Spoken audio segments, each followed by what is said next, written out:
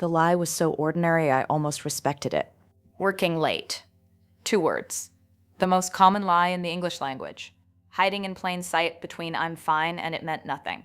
My husband said it the way other men say, stuck in traffic, casually, without effort, tossed over his shoulder on his way out the door like a jacket he'd pick up later. He said it on Tuesdays. He said it on Thursdays. Sometimes a Wednesday would sneak in. Apologetic, a quick text at 4:30, client thing running over, don't wait up, followed by a period. Because Ethan always used periods in his texts, which I used to find mature and now understand, was just the punctuation of a man who wanted his lies to look complete. My name is Jenna Whitfield. I was 34 years old. I taught 4th grade at Garfield Elementary. I made shepherd's pie on Mondays because Ethan loved it, and I left the porch light on when he worked late because he once told me, early in our marriage, that seeing it from the street made him feel like someone was waiting. I was always waiting. That was the architecture of our life. Ethan arriving and me already there, warm and steady and certain, the fixed point he orbited around, without ever wondering whether the fixed point had feelings about being fixed. We had been married for 7 years. We had a daughter named Lily, who was 4 and who called him Daddy Bear, and who ran to the door every night at 6:15 because that was when the garage opened and that was when the world's most important person came home. Except on Tuesdays and Thursdays, and the occasional Wednesday when Daddy Bear was working late, and Lily would stand at the window in her pajamas and ask me why, and I would say, because Daddy's helping people at the office. And she would accept it, because 4-year-olds believe their mothers the way their mothers believe their husbands, completely, until they can't. The coworker's name was Derek Shin. I want to tell you about Derek because Derek is the hinge of this story, the small, ordinary moment that swung a door open onto a room I didn't know existed. Derek worked in Ethan's department at Calloway Marsh, a consulting firm downtown that sounded important, and did something with corporate restructuring that Ethan had explained to me twice, and I had understood neither time. Not because I was incapable, but because Ethan explained things the way he did everything, quickly, confidently, without checking whether the person on the other end had caught up. I met Derek at the company barbecue. July, a Saturday. Ethan's firm did it every year, burgers on the patio behind the office, warm beer in coolers, children running in circles on a lawn that existed specifically for this purpose and was ignored the other 364 days. Ethan was across the patio with his manager, doing the thing Ethan did at company events, performing competence, standing at the right angle, laughing at the right volume. Derek was at the drinks table. He was quiet, mid-40s, the kind of man who stays at the edges of social events and watches the center with the mild detachment of someone who has learned that the center is rarely worth reaching. He was pouring lemonade for his daughter, who was roughly Lily's age, and we started talking the way parents do. Kids, school, sleep deprivation, the comfortable small talk of 2 adults bonded by exhaustion. "You're Ethan's wife," he said. Not a question. A placement, locating me on the company map. Jenna, nice to meet you. Derek, I'm down the hall from him. We share a printer, which is the closest thing to intimacy this office allows. He smiled.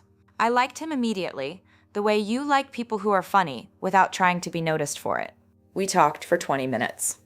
About nothing. About kids. About the lemonade, which was terrible. About the heat, which was worse. And then, as I was gathering Lily to leave, Derek said something. Offhand. A throwaway line. The kind of sentence a person says while reaching for a napkin, not knowing they're pulling a pin. Must be nice having Ethan home so early these days, he said. Half the department's been out the door by 5 since they cut the Reinhardt account. There's literally nothing to do after 4:30. I've been home for dinner every night this month. My wife thinks I'm having a midlife crisis. He laughed. I smiled, and the ground beneath me shifted by exactly 1 inch, not enough to fall, but enough to feel, the way you feel the first tremor before you know what tremors mean. 5, I said, lightly, carefully, the way you pick up something that might be sharp. Yeah, 5:15. Ever since Reinhardt pulled out, it's a ghost town after that. Ethan must be loving it. He's usually one of the first ones out. I see him in the parking garage. We do the little wave. He mimed it, the little wave. 2 men passing each other in a concrete structure, one going home to his family and the other going, where? Right, I said. He's been enjoying the extra time. I bet. Anyway, nice meeting you, Jenna. Tell Ethan I said hey. I will. I put Lily in the car seat. I drove home. I pulled into the driveway, and I sat in the car with the engine off and my hands on the wheel, and I did the math, because that's what you do when someone hands you a number that doesn't fit. You check it against the other numbers and you see if the books balance. Tuesdays and Thursdays, working late. Don't wait up. The texts always came at 4:30, before 5, before the office emptied, before whatever Ethan was doing on those nights began. He was leaving work at 5. Derek saw him in the garage, 5:15. The little wave, and then he was going somewhere that wasn't our house, and then he was coming home at 9 or 9:30 with his tie loosened and his laptop bag over his shoulder, and the particular tiredness of a man who wanted to look like he'd been working. 6 hours, 5 to 9:30 on Tuesdays and Thursdays, and the occasional apologetic Wednesday. That was 4.5 hours, twice a week, sometimes 3 times. For how long? I went back through my memory, the way you go back through a ledger, checking entries, looking for the first discrepancy. The working late pattern had started in March. It was now July. 4 months. 4 months of porch lights and shepherd's pies and Lily at the window, and a man in a parking garage doing a little wave at 5:15 before driving somewhere that wasn't home. I sat in the car until Lily said, "Mommy, I'm hot." "I know, baby. We're going inside." I unbuckled her. I carried her in. I turned on the porch light, because it was Saturday and Ethan would be home from the barbecue soon, and the light was supposed to mean someone was waiting, and someone was. I was waiting, but for the first time in 7 years, I wasn't waiting the way I used to, warm and steady and certain. I was waiting the way a woman waits when she has just been handed a number that doesn't balance, and has 4.5 hours of her husband's life that she cannot account for, and a 4-year-old on her hip who still believes that Daddy Bear is helping people at the office. I didn't say anything that night. Ethan came home from the barbecue, sunburned and cheerful, and smelling like charcoal, and he kissed Lily, and he kissed me, and he said, "Derek seems nice. You guys were talking for a while." And I said, "He is nice," and I watched my husband's face for the thing I had never thought to look for before. Not guilt, not exactly, but the architecture of a man who maintains 2 versions of himself, and has gotten so comfortable with the maintenance that he no longer notices he's doing it. I saw nothing, which scared me more than seeing something would have, because either I was wrong, and Derek's throwaway comment was meaningless, and Ethan really was working late somewhere on something, despite an empty office, or I was right, and the man I had married was so fluent in the lie that he could kiss me goodnight with the same mouth he used to build it. I needed to know, not guess, not suspect, not lie awake running scenarios until 3 in the morning. I needed a fact. One clean, undeniable fact that would tell me whether the life I believed in was the life I was living. And I knew exactly how to get it.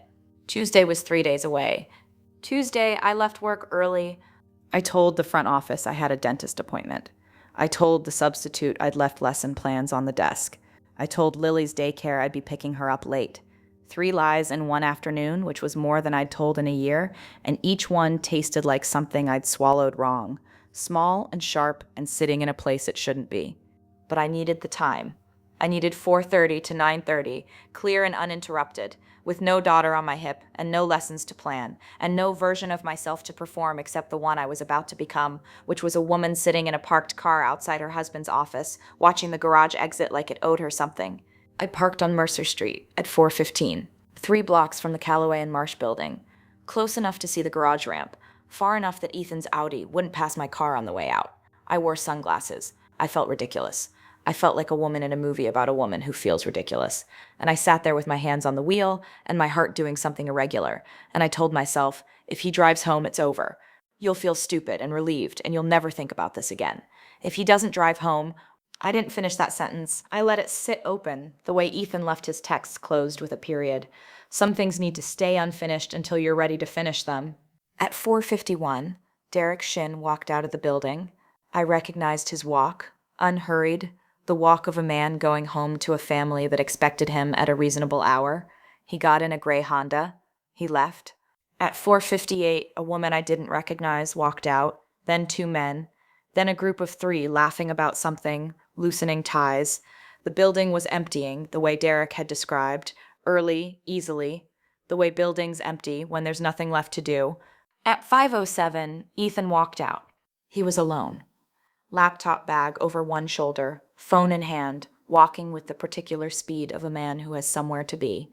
Not rushed, purposeful, the walk of someone on a schedule, not someone lingering after a long day. He went into the garage. 90 seconds later, the silver Audi nosed out of the ramp and turned left onto Mercer. Left, not right. Right was the highway. Right was home. Right was Lily at the window, and the porch light, and the shepherd's pie that wasn't there tonight. Because tonight, I was sitting in a parked car, learning that left was a direction my husband took on Tuesdays. I followed him. I'm not proud of it. Following your husband in a car is not something anyone teaches you, and there is no version of it that feels dignified. I stayed 2 cars back. I kept my sunglasses on. I drove the way I imagined private investigators drive. Calm, detached, professional. Except I was not calm, and I was not detached. And the only thing professional about me was the lesson plan I had left on my desk for a substitute who was probably teaching my students about fractions while I followed my husband through downtown traffic toward whatever truth was waiting at the end of a left turn.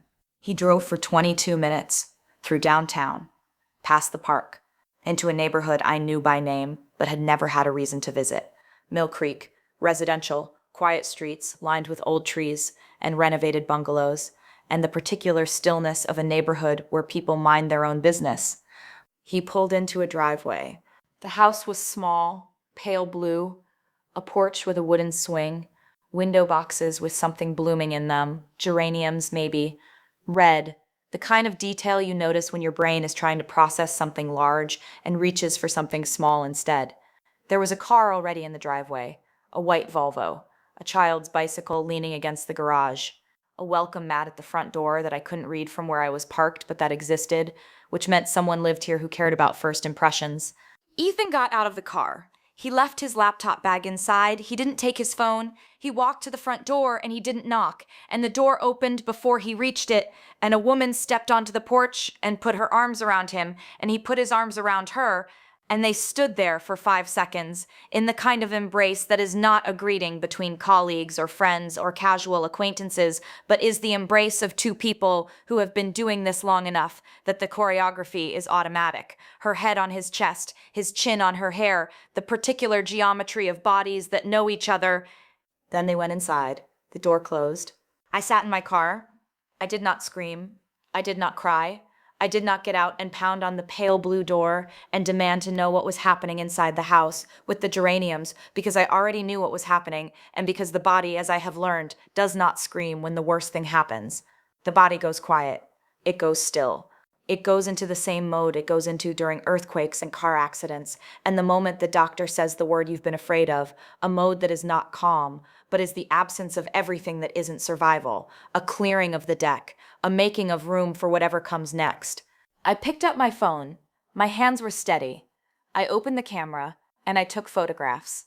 The house, the address, 714 Millcreek Lane, the Audi in the driveway, the white Volvo beside it, the bicycle, the geraniums, the door closed now with 2 people behind it who did not know they were being documented. Then I put the phone down, and I looked at the clock. 5:29. I would wait. Not all night. I had a daughter at daycare and a substitute who needed relieving, And a version of my life that still technically existed and required maintenance. But I would wait long enough to answer the question I had come here to answer, which was not, is he cheating?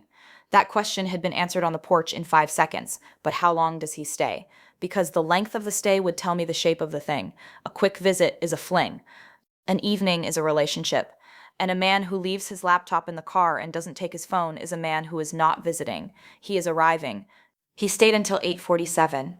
3 hours and 18 minutes? I know because I watched the clock the way I had watched it during Lily's birth, minute by minute, each one heavier than the last, each one carrying something I couldn't yet name, but could feel accumulating, the way snow accumulates, quiet and heavy and capable of collapsing roofs. At 8:47, the pale blue door opened. Ethan came out. He was wearing a different shirt, a detail so specific and so devastating that I almost laughed, because a man does not change shirts at a colleague's house. A man does not change shirts at a friend's house. A man changes shirts when the shirt he arrived in has been removed and the one he left with last time was still there, folded, waiting, in a drawer that had been given to him in a house that was not his. He had a drawer in our house, a drawer with a shirt in it. He walked to the car. He put on his tie, the one he'd taken off inside, the one that was supposed to look like the end of a long work day. He checked his hair in the rearview mirror. He picked up his phone and I watched him type, and 3 seconds later, my phone buzzed on the passenger seat. Headed home. Long day. Don't wait up. I stared at the text, the period at the end, the lie neatly punctuated, delivered in the same format he used every Tuesday and Thursday, the same words in the same order with the same small black dot at the end that I used to think was maturity and now understood was the signature of a man who closed his sentences the way he closed doors, firmly, completely, with nothing leaking through. I did not respond. I started the car. I drove to daycare. I picked up Lily, who threw her arms around my neck and said, "Mommy, you're late." And I said, "I know, baby, I'm sorry." And I held her so tight, she said, "You're squishing me." And I said, "I know." And I drove home and I turned on the porch light and I waited. He came home at 9:20. He kissed my forehead. He said, "Brutal day." He smelled like different soap. I said, "I'm sorry, honey." He said, "How was your day?" I said, "Fine." He said, "How's Lily?" I said, "She missed you." He said, "I'll make it up to her this weekend." Then he went upstairs to shower, and I stood in the kitchen and looked at the porch light. Still on, still warm, still waiting, and I turned it off. For the first time in 7 years, I turned it off. And I opened my phone and I looked at the photographs, the house, the address, the Audi, the Volvo, the bicycle, the geraniums, and I began to plan. Not for Thursday. Not for a dramatic dinner with candles and envelopes and a phone between the plates. That wasn't me. I was not Natalie Cross. I was Jenna Whitfield. I taught 4th grade. I made shepherd's pie. I left the porch light on. But I also had photographs and an address and a question that had been answered on a porch in 5 seconds, and a daughter who deserved a mother who didn't wait in the dark for a man who was never coming home on time. The plan would take a week. It would be quiet. It would be mine. And when it was finished, Ethan Whitfield would learn that the woman he'd called from the driveway of 714 Millcreek Lane to say "don't wait up" had stopped waiting and had started something he couldn't talk his way out of, with a period at the end of a sentence. Her name was Claire Matsuda. I found it the way you find most things now, not through investigation, but through property records, which are public, which are free, which are the kind of thing a 4th grade teacher can look up on her laptop at midnight while her husband sleeps upstairs in a bed he doesn't deserve, and her daughter breathes softly through the baby monitor on the nightstand. 7114 Millcreek Lane. Owner Claire Matsuda. Purchased 4 years ago. Single-family residence. 1 story, 2 bedrooms. The house was hers. Not rented, not shared. Hers. I searched the name. LinkedIn gave me the rest. Claire Matsuda, 31. Graphic designer. Freelance, working from home. A clean, professional headshot. Dark hair, angular face. The kind of beauty that doesn't try and doesn't need to. She looked kind. That was the worst part. She didn't look like the woman you imagine when you imagine this. She looked like someone you'd sit next to at a PTA meeting. And she had a son. I found that on her public Instagram, which was sparse and mostly work-related but included, 11 months ago, a photograph of a small boy on a bicycle, the one leaning against the garage, with the caption, "First ride without training wheels, my heart." The boy looked about 5, dark hair, round face, and in the background of the photograph, barely visible, caught by accident or carelessness, was the corner of a silver car parked in the driveway. Ethan's Audi. 11 months ago. The affair had been going on longer than 4 months. Longer than Derek's timeline, longer than the empty office excuse, longer than the Reinhardt account.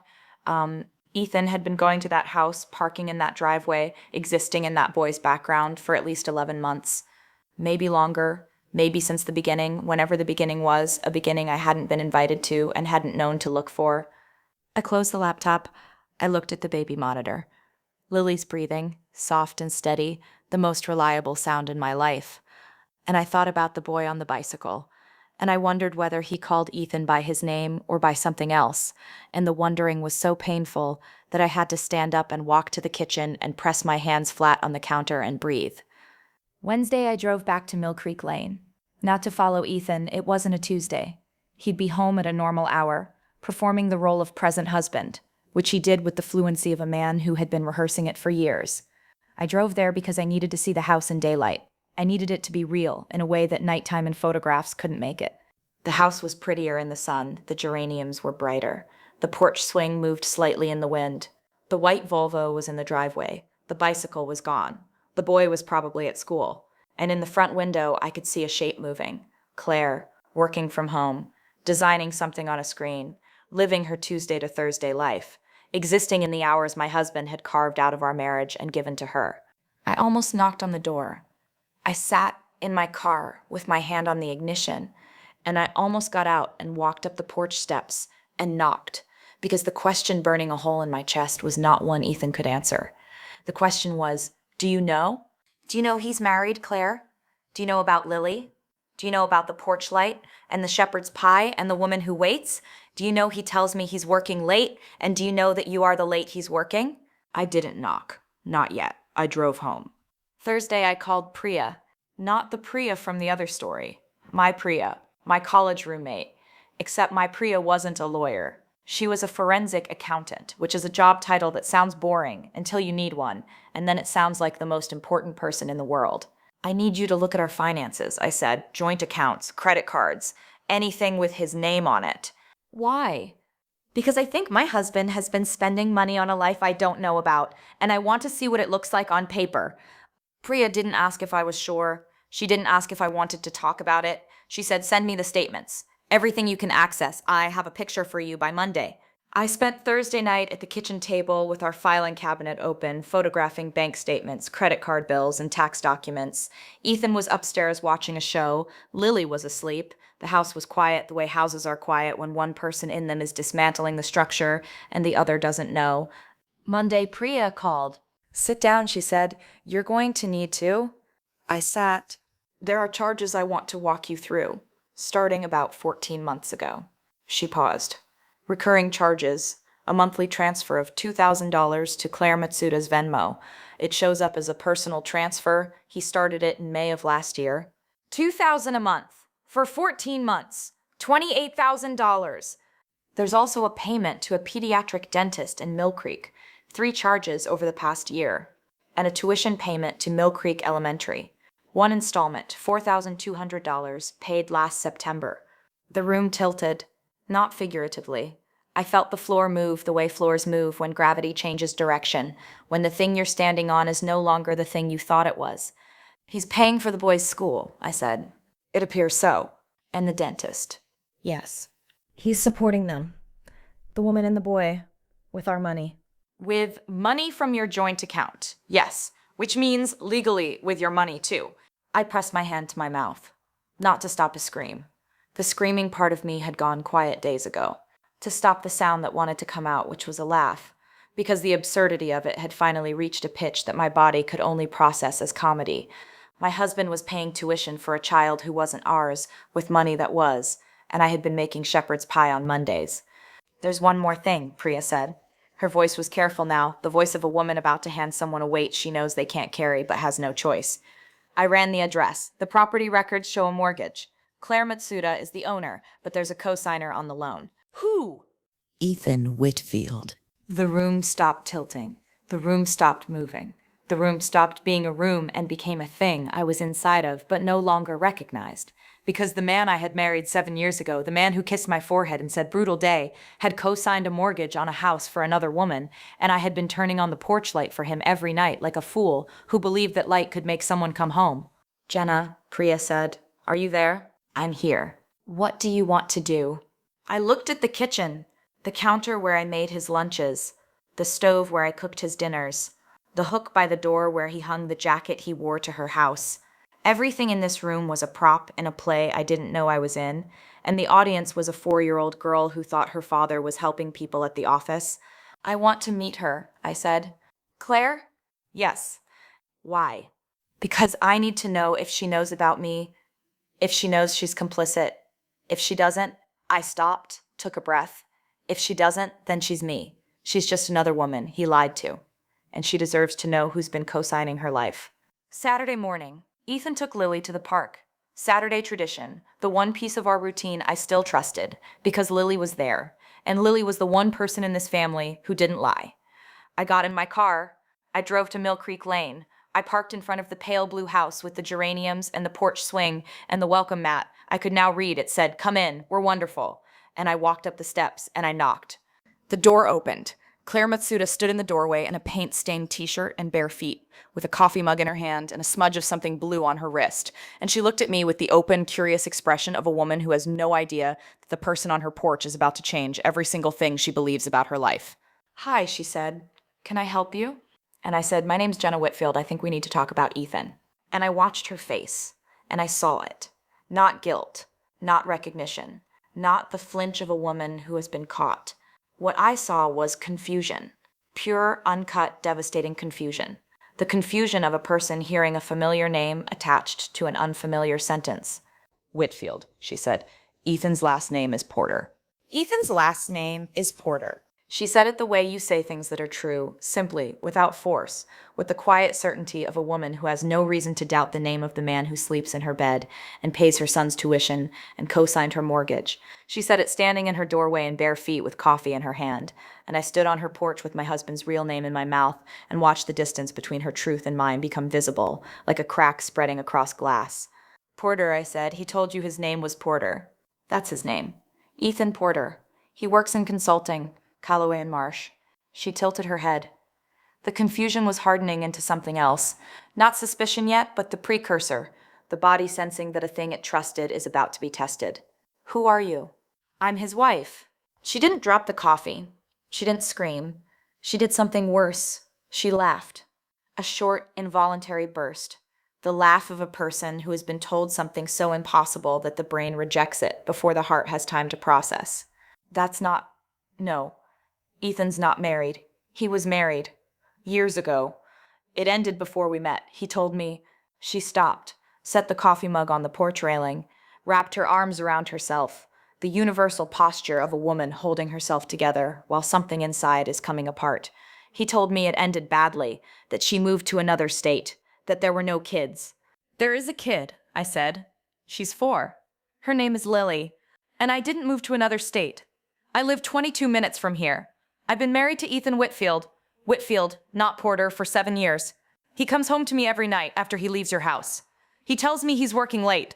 Claire Matsuda looked at me, and I watched the confusion leave her face the way color leaves a face, slowly, completely replaced by something white and still and terrible. The look of a woman who is running every memory she has through a new filter and watching each one change color. "The Tuesdays," she said, "and Thursdays." "Yes."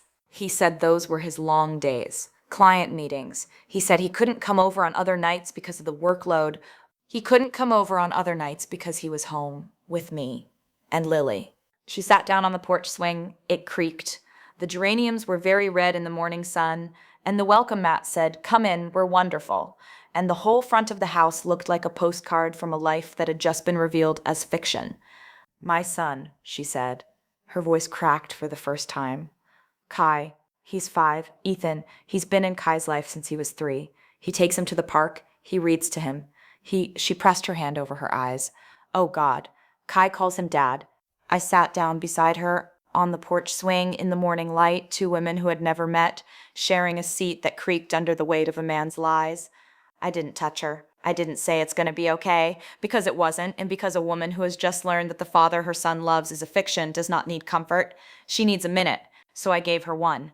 When she lowered her hand, her eyes were red but dry. Shock holds the tears back. I knew that. I had lived it 6 days ago. "How long have you known?" she asked. 6 days. A coworker mentioned that the office empties at 5. Ethan told me he works until 9. I followed him here on Tuesday. You followed him? I sat in that car right there and watched him walk up your porch steps and not knock. You opened the door before he reached it. You hugged him. He went inside. He came out 3 hours later wearing a different shirt. She looked at the driveway, at the spot where the Audi parks, and something moved across her face that I recognized. Because I had felt it myself.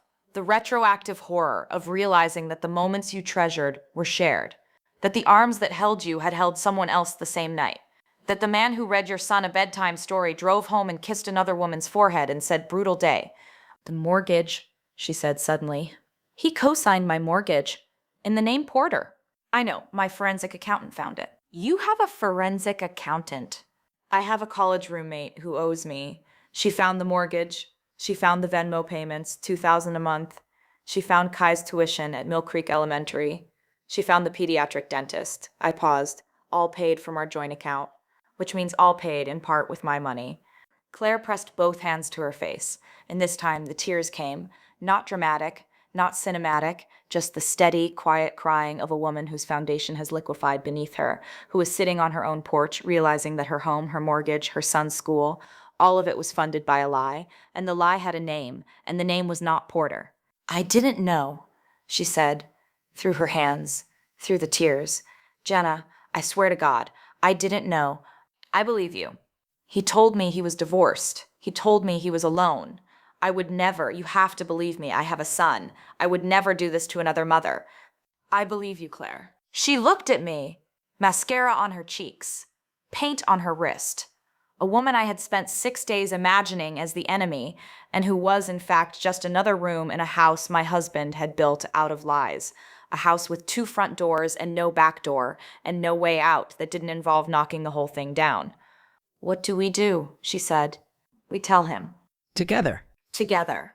We planned it in her kitchen, over coffee at her table, with Kai's drawings on the refrigerator and Lily's age group of crayons in a cup on the counter, a detail that hit me like a fist because Ethan had bought those crayons for a boy who called him dad, with money that should have been buying crayons for his actual daughter. We planned it simply.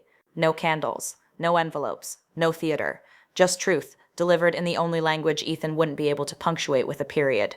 Tuesday. His regular night, he would drive to Millcreek Lane, he would park in the driveway, he would walk up the steps, the door would open before he knocked, and both of us would be standing behind it. It happened exactly as we planned.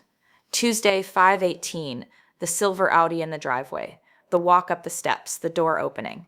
And Ethan stepped inside and saw Claire on the left and me on the right, and Lily's school photograph on the table between us, a photograph he had never seen in this house, in this context, in this life. And his face did the thing that faces do when 2 worlds that were never supposed to touch collide at full speed. He went white, not pale white, the color of paper, the color of a man whose architecture has just been demolished by 2 women standing side by side in a kitchen that smells like coffee and crayons. Jenna, he said, then Claire, then nothing, because there was nothing in his vocabulary for this moment. He had built his lies in 2 separate languages, and he had never needed a word for the place where they met, because they were never supposed to meet. Sit down, Ethan, I said. He sat at Claire's kitchen table, surrounded by a boy's drawings and a wife's photograph and a girlfriend's coffee mugs, in a house he had co-signed with a name that wasn't his. We know everything, Claire said. Her voice was steady now. She had had 6 days less than me to prepare, but she was ready.